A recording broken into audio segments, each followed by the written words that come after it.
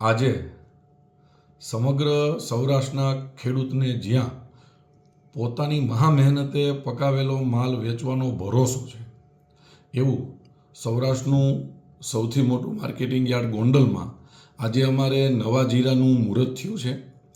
નવા જીરાના મુહૂર્તમાં ઉકાભાઈ કાકડિયા જસદણ તાલુકાના દેવપરા ગામથી ખેડૂત અમારે ત્યાં માલ વેચવા આવ્યા હતા. એમના જીરાના 20 કિલોના ભાવ 46,551 રૂપિયા ભાવ કરી અને અમારા ગોંડલના અગ્રગણ્ય વેપારી પરબધણીવાળા મેહુલભાઈ ખાખરિયાએ ખેડૂતને મુહૂર્તમાં 46,551 જેવો ઊંચો ભાવ આપી અને શ્રી ગણેશ કરાવ્યા હતા. આમ તો એ મુહૂર્તનો ભાવ હતો.